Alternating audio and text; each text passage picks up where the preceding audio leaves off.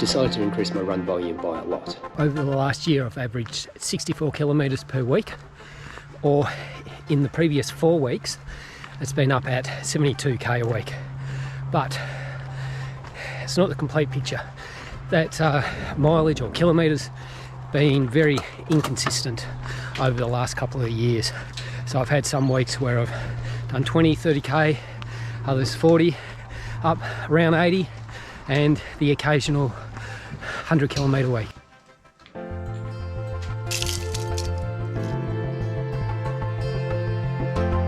But I've got a plan to change that.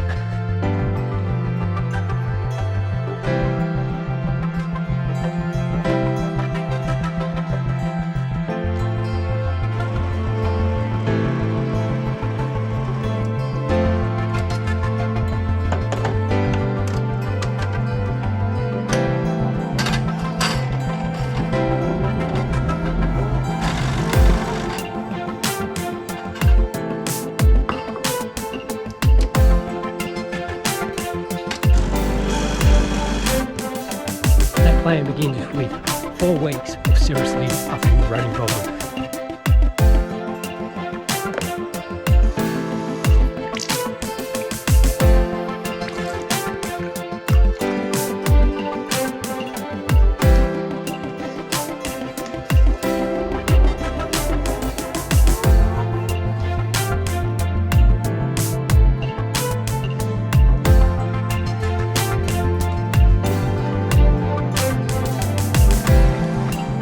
Why am I increasing the run volume?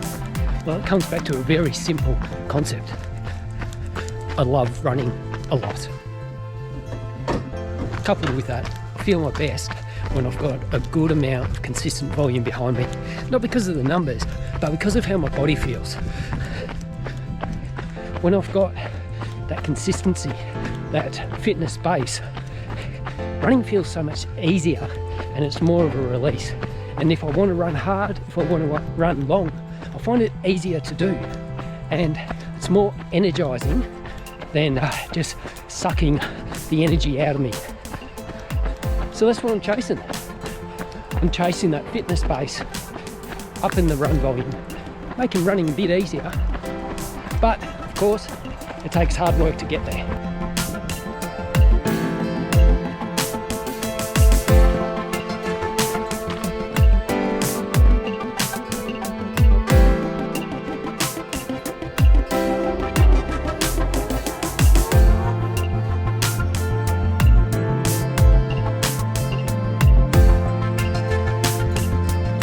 Let's get into that plan.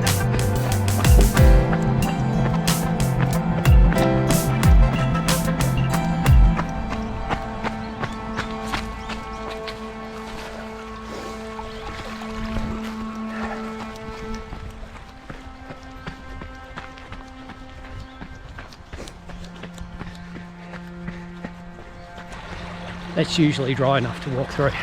The rain's been pretty heavy over the last few days. So what am I starting with? I'm going to start with 4 weeks of seriously upping that run volume. But why 4 weeks? Well, my work roster comes in 4-week blocks. Also, right now, these 4 weeks of my roster, I'm on leave. We were originally meant to go away on holiday, but with restrictions on travel and also reasons to leave home and the like, well, that holiday's been cancelled. So instead, I'm going to run a lot. One thing that will make this running a little bit easier too is restrictions have opened up somewhat. So we've gone from being limited from a 5k zone out to a 10k zone, out to a 15 kilometre radius from our home. And with that, the exercise limits have extended out from 2 hours out to 4 hours. So I can run further and be out for longer. That helps.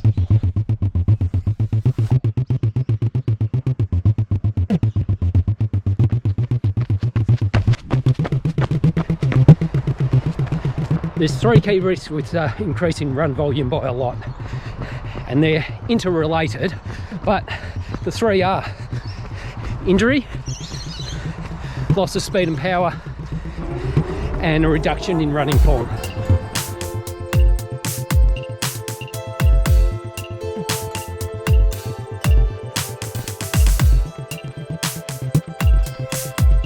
So I've got some strategies to mitigate the risk of increasing that run volume. Now these strategies all work together, they're interwoven, they don't just address one element in itself, but there's 5 of them. Number 1 is to run relaxed, keeping that running feeling smooth and free, trying to have it feel natural, nothing forced. So I'm not going to be too worried about the intensity or paces or heart rate zones or anything like that. It's more about the feel, keeping it comfortable and relaxed. Number 2 is to strength train, because running causes its own imbalances. Yes, it does improve some elements of fitness, but it doesn't improve all. And strength training helps to support the run volume. So I'm aiming to be fit enough to run this much rather than just running a lot in order to be fit. Number 3 is sprints. At the end of some of the easy runs, I'm going to do a selection of sprints. So the idea is to do a few of 80 to 100 metre run-throughs, which are leading to fast sprinting form, aiming to be relaxed, but generating that power. Number 4 is to gradually introduce some hill repeats. They're going to be moderate hills, nothing overly hard. Running uphill since some injury troubles that I've had over the last couple of years has now become a bit of a weak point for me, whereas it used to be one of my strengths. But how am I doing it? Best explained by taking you through a session in it. So for the hills, I start off with a nice, easy 10 to 15 minute, nice, relaxed warm-up. Then I throw in about a 200 metre run at maybe 3,000 metre race pace. After that, I take my time, do a few drills, basically getting myself feeling ready and relaxed. And then it's pick a mild to moderate hill, nothing overly steep, steeper than the flat, so it forces me to have a higher knee lift and encourages, as long as I'm concentrating, to have that good toe off. The repeat should take somewhere between 3 to 3.5 minutes with a very easy relaxed jog on the way back down. This should not be a red line session, but it should be harder than the easy runs.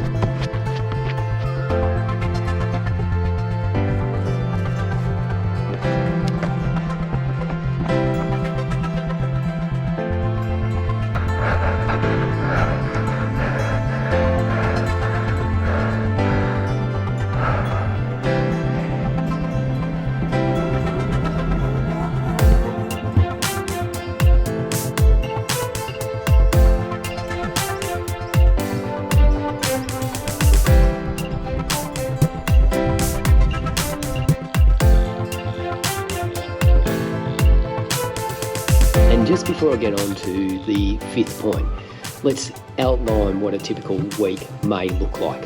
So in that week, I'm going to have probably 2 long runs, and those long runs will start at 2 hours 10, and each week I'm hoping to add 10 minutes to each of those long runs. So the first week, the 2 runs will be 2:10 and 2:20, 2:30, 2:40 over the 4 weeks.